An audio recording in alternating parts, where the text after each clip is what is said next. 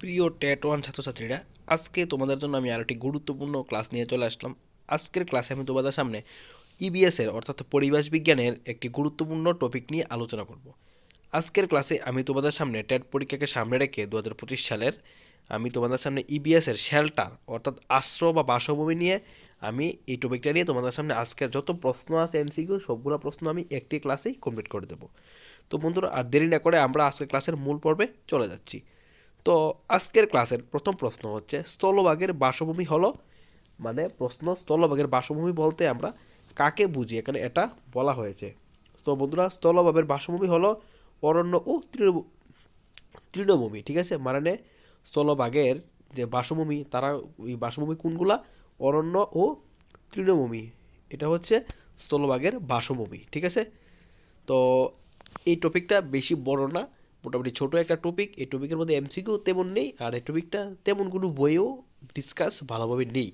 তো আমি যতটুকু সংগ্রহ করতে পেরেছি সেটুকু থেকে তোমাদের আমি প্রশ্নগুলো তুলে ধরবো।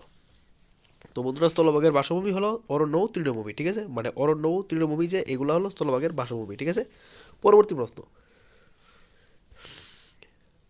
আশ্রয়স্থল বলতে বোঝায়, আশ্রয়স্থল বলতে কি বোঝায়? ঠিক আছে, তো অস্থায়ীভাবে কোনো লোকালয়ে, পাকাপাকিভাবে কোনো বিল্ডিংয়ে, কোনো ছাউনিযুক্ত স্থানে বসবাসের জায়গাকে আশ্রয়স্থল বলে। আশ্রয় মানে কি? আশ্রয় মানে কোনো জায়গায় থাকা। ঠিক আছে, আশ্রয় গ্রহণ করা। ঠিক আছে, আশ্রয় গ্রহণ করা মানে আশ্রয় মানে কোনো জায়গায় থাকা। ঠিক আছে, মানে অস্থায়ীভাবে, স্থায়ী না। অস্থায়ীভাবে মানে অস্থায়ী মানে জীবনের জন্য বসবাস করা, এটাকে স্থায়ী বলে। অস্থায়ী মানে কিছুদিনের জন্য। ঠিক আছে, অস্থায়ীভাবে কোনো লোকালয়ে বা পাকাপাকিভাবে কোনো বিল্ডিংয়ে, পাকাপাকি মানে স্থায়ী। ঠিক আছে, বা কোনো ছাউনিযুক্ত স্থানে বসবাসের জায়গাকে আশ্রয়স্থল বলে। মানে তুমি যে জায়গায় থাকো ওটাকে আশ্রয়স্থল বলা হয়। ঠিক আছে, আশ্রয় মানে তুমি যে জায়গায় থাকো, বসবাস করো, সেটাকে আশ্রয়স্থল বলে। ঠিক আছে, বসবাসের জায়গা মানে থাকাকে আশ্রয়স্থল বলে। সেটা যে কোনো রকম পরিবেশ হতে পারে, স্থায়ীভাবে হতে পারে, অস্থায়ীভাবে হতে পারে, আর ছাউনিযুক্ত বাসস্থান হতে পারে। যে কোনো পরিবেশে, যে কোনো পরিস্থিতিতে আশ্রয় গ্রহণ করাকে আশ্রয়স্থল বলা হয়। ঠিক আছে, পরবর্তী প্রশ্ন বন্ধুরা, তো আশ্রয়স্থল বলতে বোঝায় মানুষ ও পশুর বসবাসের স্থানকে। মানে আশ্রয়স্থলে কারা বসবাস করে? একমাত্র এই পৃথিবীতে আশ্রয়স্থলে শুধুমাত্র মানুষ ও পশু, এই দুই শ্রেণীর প্রাণী বসবাস করে। ঠিক আছে, মানুষ তারা বিভিন্ন বাড়িঘর তৈরি করে বসবাস করে, সেরকমভাবেই বিভিন্ন প্রাণীরাও তারা কিন্তু বিভিন্ন ঘরের মধ্যে বসবাস করে। যেমন তারা কি করে, এই প্রাণীরা বিভিন্ন গাছের তলে বসবাস করে, আর মানুষ কি করে, বিভিন্ন ছাউনিযুক্ত বাড়িঘর তৈরি করে তারা মানুষ বসবাস করে। আবার যারা গৃহপালিত গৃহপালিত পশু পালন করে, তারাও কিন্তু এই পশুকে তারা কিন্তু এই ঘরের নিচে কিন্তু রাখার চেষ্টা করে। যেমন গরু, আমাদের যারা গরু পালন করি বা ছাগল পালন করি, হাঁস মুরগ পালন করি, প্রত্যেকে কিন্তু তাদেরকে ঘরের মধ্যে রাখার চেষ্টা করি, মানে আশ্রয় দান করি। ঠিক আছে, তো আশ্রয়স্থলে কারা থাকে? মানুষ ও পশু, এরা বসবাস করে আশ্রয়স্থল, বা এদের বসবাসের স্থানকে আশ্রয়স্থল বলে। পরবর্তী প্রশ্ন বন্ধুরা, পাহাড়ি অঞ্চলে বাড়ি তৈরি করার জন্য ব্যবহার করে কি? তো আমরা জানি যে পাহাড়ি অঞ্চলে, আমাদের ত্রিপুরা রাজ্যের পাহাড়ি অঞ্চলে প্রচুর পরিমাণে কাঠ, বাঁশ, বন পাওয়া যায়। ঠিক আছে, তো পাহাড়ি অঞ্চলে বাড়ি তৈরি করার জন্য কাঠ ব্যবহার করা হয়। ঠিক আছে, কাঠ। ঠিক আছে, কিন্তু কাঠ ছাড়াও পাহাড়ি অঞ্চলে বসবাস করার জন্য বাঁশও কিন্তু ব্যবহার করা হয়। বাঁশ, ঠিক আছে, আমাদের ত্রিপুরা রাজ্যে কিন্তু প্রচুর পরিমাণে বাঁশ পাওয়া যায়। ঠিক আছে, এই বাঁশও কিন্তু পাহাড়ি অঞ্চলে বাড়িঘর তৈরি করার জন্য প্রচুর পরিমাণে ব্যবহৃত হয়। আমার হিসাবে পাহাড়ি অঞ্চলে কিন্তু আমি দেখেছি পাহাড়ি অঞ্চলে কাঠ থেকে বাঁশের ব্যবহার বেশি করা হয়। ঠিক আছে, প্রচুর পরিমাণে বাঁশ দিয়ে তারা টগর বলে, ঠিক আছে, এরকম বিভিন্ন ঘর তৈরি করে তারা বসবাস করে। ঠিক আছে, পরবর্তী প্রশ্ন বন্ধুরা, জলের যোগান জলের যোগান কোন বাসভূমি অঞ্চলে বেশি? মানে জলের যোগান মানে জল কোন বাসভূমি অঞ্চলে জল সবচেয়ে বেশি পাওয়া যায়? সেটা হচ্ছে বন্ধুরা, উত্তর কি হবে? নিরক্ষীয় অঞ্চলে। ঠিক আছে, নিরক্ষীয় অঞ্চলে জলের যোগান বেশি। ঠিক আছে, বেশি পাওয়া যায় নিরক্ষীয় অঞ্চলে। ঠিক আছে, কমন প্রশ্ন, কিন্তু একটা কমন প্রশ্ন। ঠিক আছে, পরের প্রশ্ন, কোথায় নিরক্ষীয় বনভূমি রয়েছে? মানে নিরক্ষীয় বনভূমি কোথায় রয়েছে? ঠিক আছে, উত্তরটা কী হবে বন্ধুরা? শ্রীলঙ্কায়। শ্রীলঙ্কায় নিরক্ষীয় বনভূমি রয়েছে। কি? শ্রীলঙ্কা। ঠিক আছে বন্ধুরা, শ্রীলঙ্কায়। ঠিক আছে, পরবর্তী প্রশ্ন বন্ধুরা, প্রাকৃতিক বাসভূমিতে বার্ষিক বৃষ্টিপাতের পরিমাণ কত? মানে প্রাকৃতিক বাসভূমি বলতে যেখানে প্রাকৃতিকভাবে বাসভূমি গড়ে ওঠে সেই বার্ষিক ভূমিতে বৃষ্টিপাতের পরিমাণ কত? 25 থেকে 150 সেন্টিমিটার, ঠিক আছে? 25 থেকে 150 সেন্টিমিটার প্রাকৃতিক বাসভূমিতে বৃষ্টিপাতের পরিমাণ, ঠিক আছে? আর একটা কমন প্রশ্ন, তোমাদের এই প্রশ্নগুলো কিন্তু জানা দরকার, যেরকম প্রশ্নই হোক এই টপিকটা বুঝতে গেলে এই প্রশ্নগুলো তোমার জানতে হবে, ঠিক আছে? পরবর্তী প্রশ্ন, যেসব প্রাণী তার বাসভূমি অঞ্চল থেকে পুষ্টি সংগ্রহ করে তাদের কী বলে? যেসব প্রাণী তার বাসভূমি অঞ্চল থেকে পুষ্টি সংগ্রহ করে তাদের কী বলে? যেমন যেসব প্রাণী তার বাসভূমি অঞ্চল মানে যেখানেই তারা বসবাস করে সে বসবাসের চারিদিক থেকে পুষ্টি বা খাবার সংগ্রহ করে তাদের কী বলে? নিচ ও নিচে, ঠিক আছে? নিজ ও নিচে বলে তাদের, মানে এটা একটা প্রাকৃতিক বাসভূমি আর কি, মানে আমরা যে বলি পুকুরে বাস্তুতন্ত্র, তো ওটার মধ্যে কিন্তু এই নিচ ও নিচে রয়েছে, ঠিক আছে? তো এটাও একটা বাসভূমি, ঠিক আছে? পরের প্রশ্ন বন্ধুরা, উদ্ভিদ ও প্রাণীর প্রাকৃতিক বাসভূমিকে কী বলে? ঠিক আছে, উদ্ভিদ ও প্রাণীর প্রাকৃতিক বাসভূমিকে কী বলে? উদ্ভিদ তো আমরা জানি, প্রাণী বলতে আমাদের মানুষ পশু পাখি তাদের বাসভূমিকে কী বলে? Terrestrial habitat. টেরিস্ট্রিয়াল হ্যাবিট্যাট বলে উদ্ভিদ ও প্রাণীর বাসভূমিকে, ঠিক আছে? টেরিস্ট্রিয়াল হ্যাবিট্যাট, ঠিক আছে বন্ধুরা? পরবর্তী প্রশ্ন, প্ল্যাঙ্কটন জলজ উদ্ভিদ ইলিশ স্যামন প্রভৃতির বাসভূমিকে কী বলে?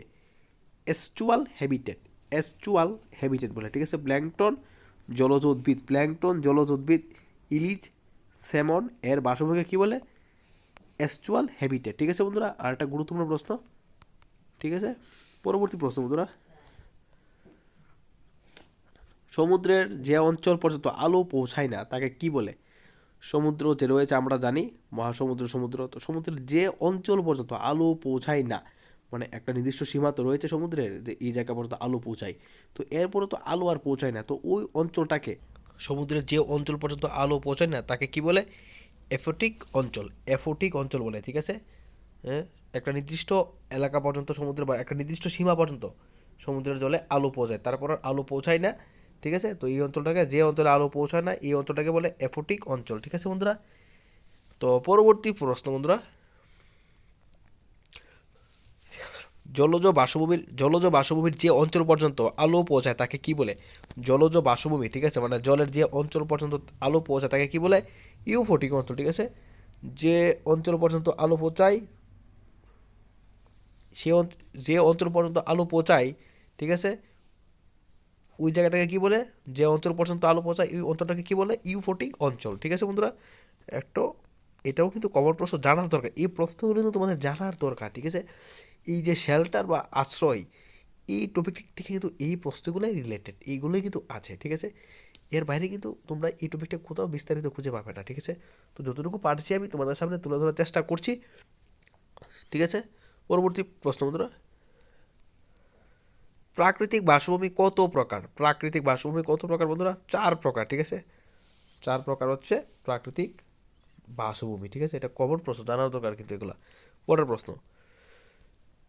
এমন একটি স্থানের নাম করো যেখানে উদ্ভিদ ও প্রাণীদের তাপমাত্রা বিশেষ পার্থক্য সহ্য করার ক্ষমতা নেই। মানে এমন একটা জায়গার নাম করো যেখানে উদ্ভিদ ও প্রাণীদের তাপমাত্রা বিশেষ পার্থক্য সহ্য করার ক্ষমতা নেই, ঠিক আছে? মানে বিশেষ একটা পার্থক্য সহ্য করার ক্ষমতাটা নাই, ঠিক আছে? তো স্টেনোথার্মাল, ঠিক আছে? স্টেনোথার্মাল এমন একটি জায়গার নাম যেখানে উদ্ভিদ ও প্রাণীর মানে তাপমাত্রার বিশেষ কোনো পার্থক্য সহ্য করার ক্ষমতা নাই, ঠিক আছে? তো ওই জায়গাটার নাম কি? জায়গাটার নাম হচ্ছে স্টেনোথার্মাল, ঠিক আছে বন্ধুরা?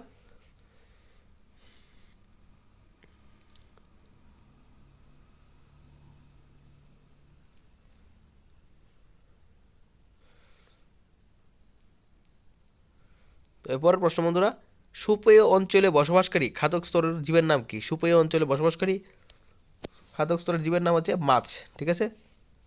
পরের প্রশ্ন বন্ধুরা, প্রাকৃতিক বাসভূমির মধ্যে সমুদ্রকে বলা হয়, প্রাকৃতিক বাসভূমির যে রয়েছে এর মধ্যে সমুদ্রকে কি বলা হয়? ঠিক আছে, সমুদ্রকে বলা হয় মেরিন হ্যাবিটেট বলা হয় সমুদ্রকে, ঠিক আছে?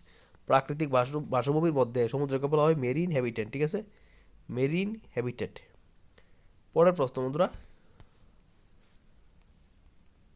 যে বাসভূমিতে কাঁটা জাতীয় গাছ জন্মায় তাকে কি বলে? যে বাসভূমিতে কাঁটা জাতীয় গাছ জন্মায় তাকে কি বলে?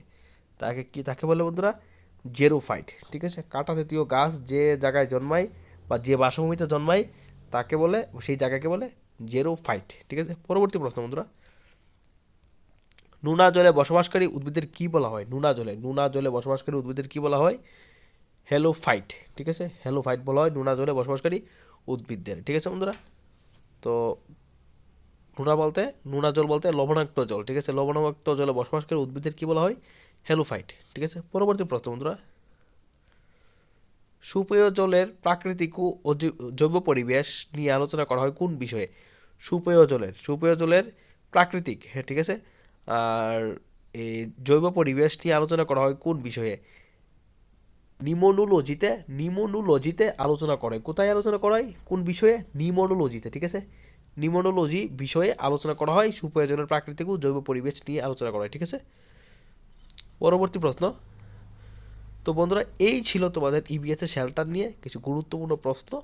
তো এই প্রশ্নগুলো তুমি যদি পড়ো তাহলে বুঝতে পারবে যে এই টপিকটা কিসের সাথে রিলেটেড, বা কোন কোন প্রশ্নের সাথে রিলেটেড, বা কোন কোন টপিকের সাথে রিলেটেড, বা কোন কোন মানে বিষয়ের সাথে জড়িত। ঠিক আছে, আশা করি এই ক্লাসটা থেকে তোমরা কিছুটা হলেও উপকৃত হবে। ঠিক আছে, তো আমি পরবর্তী আরও ইবিএস থেকে কিছু ক্লাস নিয়ে আসবো গুরুত্বপূর্ণ। আম- আমি যে তোমাদের ট্যাট ওয়ানের ইবিএসের সাজেশন ভিডিও আপলোড করেছিলাম, সেই সাজেশন ভিডিও অনুযায়ী আমি গুরুত্বপূর্ণ টপিকগুলো নিয়ে তোমাদের সামনে ক্লাস নিয়ে আসার চেষ্টা করব। তো এই ছিল বন্ধুরা আজকের ক্লাসটা, দেখা হবে পরবর্তী ক্লাসে।